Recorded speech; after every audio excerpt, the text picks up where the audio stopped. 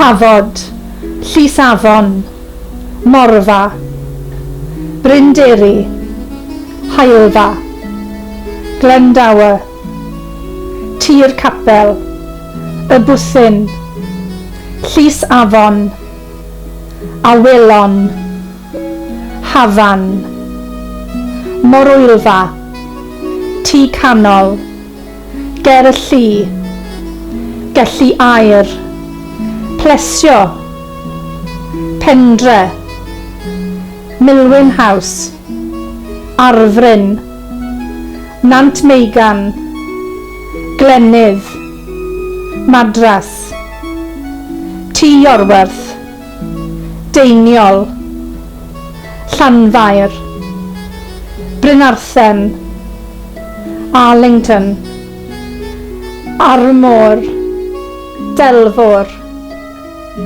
Geraig, Cefnfor, Bari, Brigadon.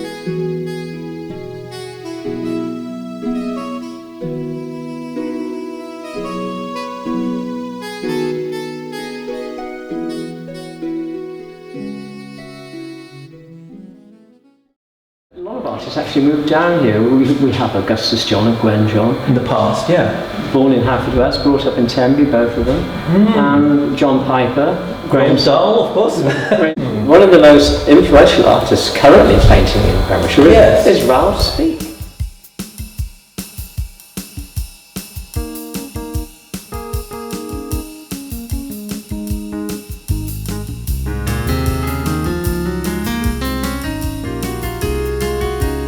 Que yo no tengo miedo, yo nací en la jungla.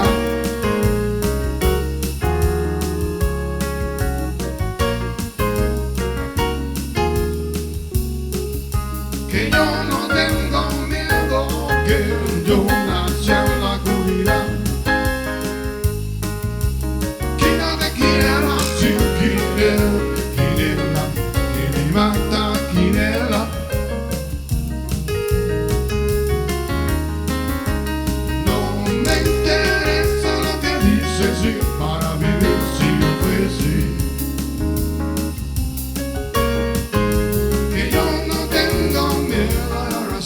Hello everybody, my name is Raul Speake. How many of you know, I want to talk about an issue that is very controversial nowadays. Some people get very angry, swearing, shouting, complaining, moaning about the whole issue. And I have no thinking about that. I will improvise. Because I was waiting for some time to do that little talk. I remember when I was growing up in Cuba, in a place called Guantanamo.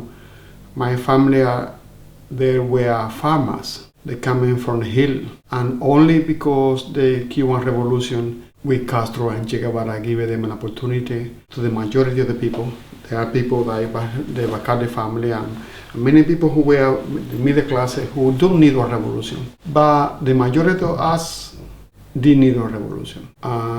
This is what I'm thinking today, because if the revolution never happened, I never will be here, I will be die of any kind of illness and poliomyelitis and typhoid fever, any one of those illness then they're so familiar today in the third world.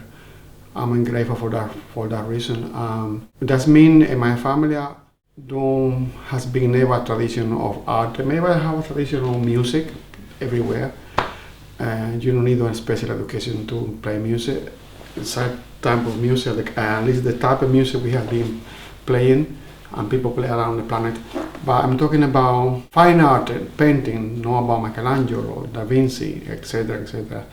And when I was growing up, my barber next door, he say, "Oh, you will be an artist." And then I said, "Well, is what I say, I will be an artist. I like to draw and create this and organize the food, the salad by colors."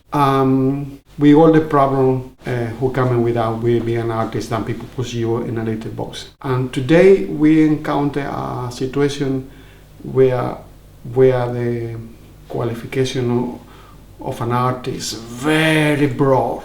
And I'm not worried by the art itself or the artists themselves. I'm more worried about the people who you try to educate regarding the idea that an art is what it is.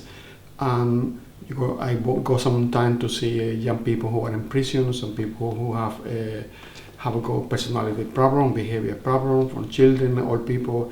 I'm teaching since I was 12 years old. I believe that it's very confusing for a young artist today. As more I'm concerned, then it's very confusing to know what art is. For me, we don't know what art is until it's done. It's like music. Artists have got music in the head and then they go to the keyboard or the instrument or they play and they go, "Oh, I know what you mean." But there are many people talking about what's the wrong with art.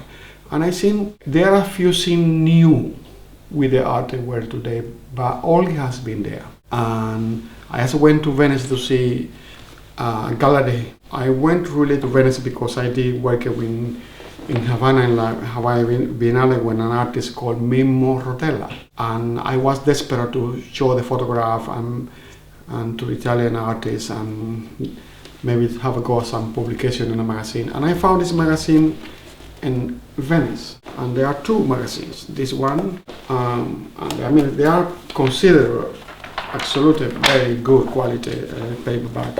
And then I believe that when I began to look into those magazines, I found out that it's not different from what I see the magazine in Havana or in Paris or in Madrid, in Brazil, and Russian. Everybody's trying to do the same thing. And then when you look at the case in detail, there are just money behind the art.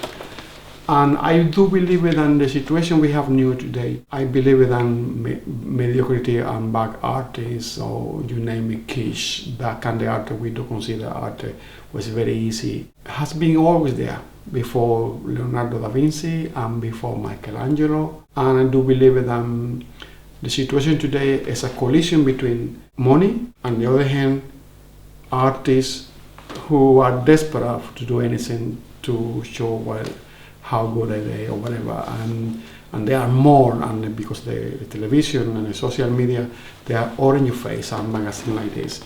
There are a lot of very good artists in here, but there's other one who qualify in that category than people say is rubbish. And I don't know, because I don't know what art is. Maybe it's great in 100 years or in 10 years. It's not after me to decide. But I think we should be not to worry about that, because it's like the water and oil, they separated by themselves. And only time will tell. And I am more calm and relaxed about that, because people know what. It's like you go to the dentist, you sit down in the chair and you hear the sound, and you go, you want to run away.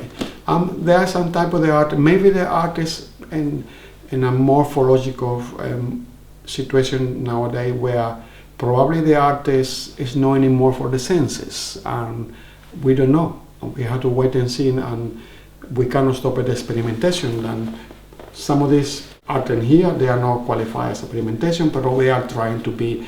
It's like everybody's trying to buy a shovel to dig in gold, but none of them succeed, and then only time will tell. And then we should stop in judging all the artists and calling rubbish, because dentists do the job, doctor do the job, the rubbish cleaner do the job, the pilot to drive the plane, or the taxi drive the taxis, and the artist the only space we go where we could experiment and make a fool of ourselves.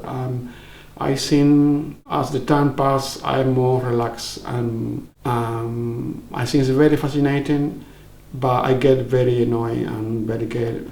But it's true, many people have the right to criticize, but I think it's at the time to tell.